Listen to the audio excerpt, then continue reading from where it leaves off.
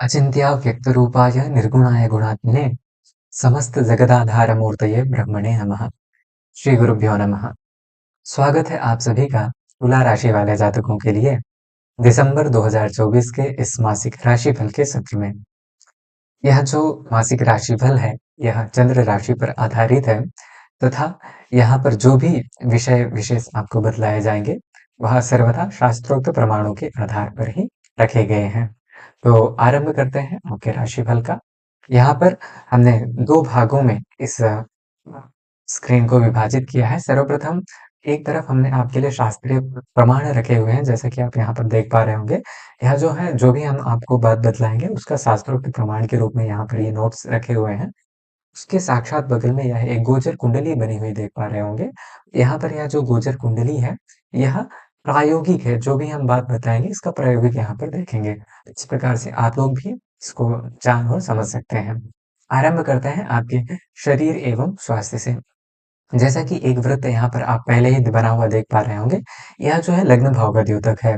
देहस्य सौष्ठवम स्वास्थ्यम स्थिति श्रेयो बहु सुखम इत्यादि जो बगल में आप लिखा हुआ देख पा रहे होंगे।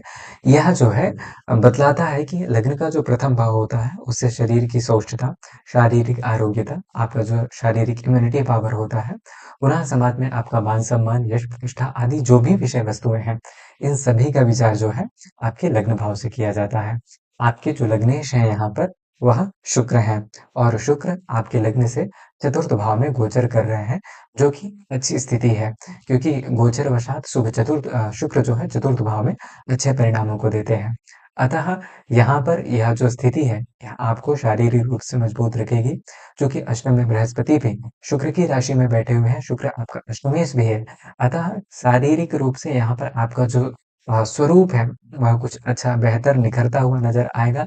समाज में आपका जो मतलब शारीरिक जो आकर्षण है उसमें वृद्धि होगी। कहीं न कहीं समाज में आपका मान-सम्मान, यश प्रतिष्ठा आदि सारी चीज़ें यहाँ पर आपके लिए विद्यमान हैं। पुनः माता का सुख विशेषतया इस गोचर अवधि में बंधु-बांधवों के साथ यहाँ पर आप कुछ समय व्यतीत करेंगे। और कुछ लोग जो कि प्रॉपर्टी से संबंधित अ, कहीं कुछ काम अटका हुआ था, क्योंकि शुक्र आपका जो है चतुर्थ भाव में है, तो प्रॉपर्टी से संबंधित कुछ काम अटका हुआ था अथवा नई प्रॉपर्टी यदि खरीदना चाह रहे थे, उससे संबंधित स्थिति भी यहाँ पर यह शुक्र आपके लिए क्रिएट करता है। निश्चित तौर पर यहाँ पर आपके लिए शरीर के दृष्टिकोण से हो गया, माता के स्वास्थ्य के दृष्टिकोण से हो गया, माता के सुख के दृष्टिकोण से हो गया, पुनः पारिवारिक सहयोग अथवा बंधु-बांधवों के साथ रहने अथवा समय व्यतीत करने आदि से संबंधित सभी स्थितियों में यह शुक्र आपको अच्छे परिणाम देता है। तथा यहाँ पर आने वाले महीने में यह सारी चीज़ें यदि आपकी व्यक्तिगत जन्म कुंडली में भी शुक्र अच्छा है तो निश्चित तौर पर घटित होते हुए देख पाएंगे। आगे बढ़ते हैं आपकी शिक्षा एवं संतान से संबंधित स्थिति पर विचार करने के लिए। इसका जो विचार है यह आपकी गोचर कुंडली के पंचम भाव से, यदि यहाँ पर आप देख पाएंगे, यह जो है शनि अपने मूल त्रिकोण तथा स्वक्षेत्रस्थ राशि कुंभ में विद्यमान है। यह बहुत ही ज्यादा बेहतर तथा शुभद स्थिति है। विशेषतः जो लोग संतान प्राप्ति की इच्छा रख रहे थे अथवा संतान सुख की कामना कर रहे थे, मानसिक रूप से यह जो पंचमस्थ शनि है आपके लिए यह बहुत ही ज्यादा श्रेयस्कर है, चूंकि यह शनि अपने मूल त्रिकोण तथा स्वक्षेत्रस्थ राशि में बैठे हुए हैं। अतः किसी भी प्रकार से यहाँ पर आपके लिए शिक्षा एवं संतान के दृष्टिकोण से कोई विशेष जो है चिंता अथवा परेशानी की बात नहीं नज़र आती है।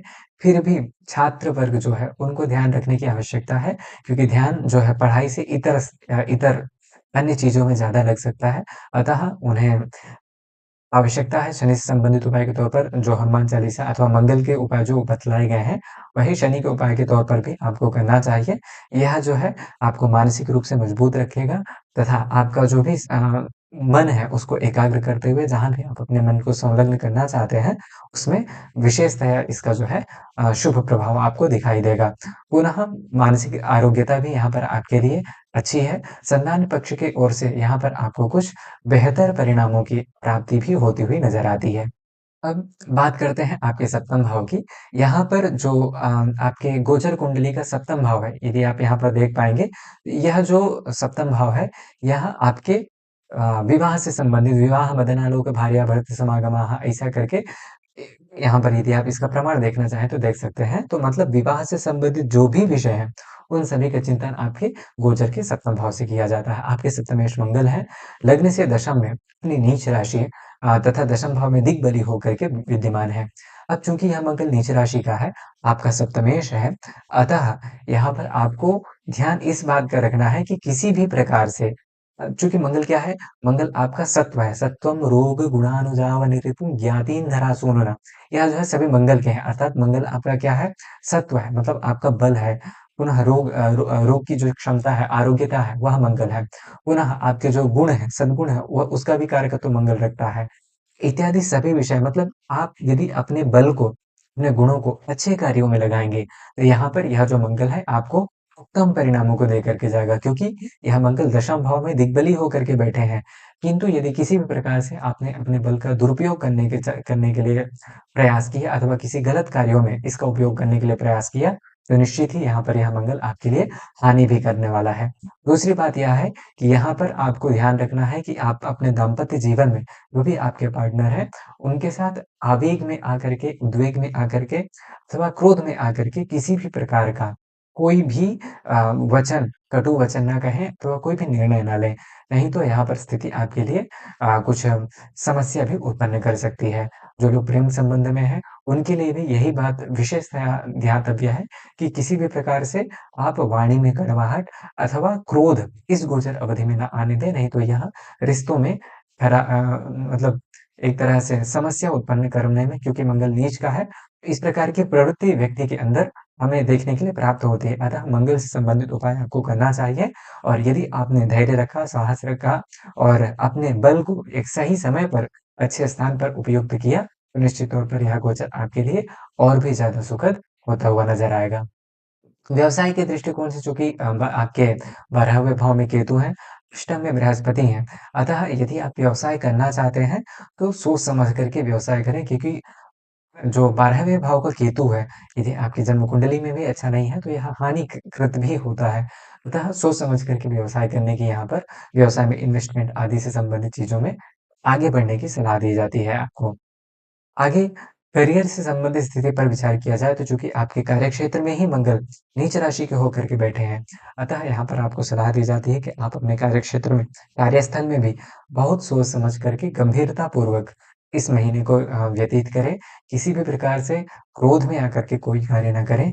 यदि आपने अपने इस ऊर्जा को, इस क्षमता को, कार्यक्षमता को अच्छे प्रकार से यूटिलाइज़ कर लिया, तो यह जो आने वाला समय है, चूँकि मंगल का यही है कि आप उसको कितना ज़्यादा कंट्रोल कर सकते हैं। यदि आपने स्वयं में नियंत्रण स्थापित कर लिया, तो यह आपको पदोन्नति, पदाभिवृद्धि से संबंधित चीज़ें भी दिला कर के जाएगा। किंतु यदि आपने कहीं भी थोड़ा बहुत भी उद्वेग में अथवा आवेश में आकर के कुछ कटु वचन अथवा किसी भी प्रकार से कुछ गलत कार्यों में प्रवृत्त होने का प्रयास किया, तो यह मंगल आपको नुकसान भी पहुँचा सकता है। अंत में आय तथा लाभ से संबंधित विषयों पर चर्चा की जाए, तो यहाँ पर आयेश जो है आपके सूर्य हैं, द्वितीय भाव में जो है जाकर के बैठे हैं और जब आयेश द्वितीय भाव में जाकर के बैठता है, इसका भूरित द्रव्यो नृपहत गणो वक्र रोगी द्वितीय ऐसा फल कहा गया है। अर्थात धन आय के मामले में यह गोचर आपके लिए अत्यंत सुखदायी है। आपके लिए यहाँ पर आय का जो भी स्रोत बना हुआ है, वह निरंतर प्रगतिमान रहेगा तथा आय से संबंधित स्थिति में किसी भी प्रकार से कोई बाधा नहीं आती है। सर्वाभीष्टागम क्योंकि यहाँ पर जो आपका 11वाँ भाव है, उनसे विचारणीय विषय क्या है तो सर्वाभीष्टागमो ज्येष्ठ भ्राता निजात्मजः आदि अर्थात सभी प्रकार के अभीष्टों का आपकी जो भी इच्छाएँ हैं, कहीं न कहीं विशेषतया आपके पारिवारिक दृष्टिकोण को देखते हुए उन सभी इच्छाओं की पूर्ति यहाँ पर होती हुई नज़र आएगी। आप अपने घर परिवार में क्योंकि सूर्य जो है कुटुंब भाव में जाकर के द्वितीय भाव में बैठे हैं, अतः धन का संचय तो करेंगे आप, किंतु यहाँ पर पारिवारिक लोग जो भी हैं, उनके साथ यहाँ पर कुछ अच्छा सुखद समय व्यतीत करने के लिए भी यह गोचर आपके लिए दर्शाता है तथा ओवरऑल यहाँ पर आपके लिए जो है मध्यम परिणाम ही इस गोचर अवधि में निकल कर के आते हैं। अंत में कुछ उपायों की चर्चा की जाए, तो चूँकि बृहस्पति अष्टम में है, अतः बृहस्पति के उपाय के तौर पर आप लोग बृहस्पतिवार के दिन पीली वस्तु का दान कर सकते हैं। ओम नमो भगवते वासुदेवाय नमः इस मंत्र का 108 बार प्रतिदिन इस गोचर अवधि में, इस महीने जो है आपको जप करना चाहिए।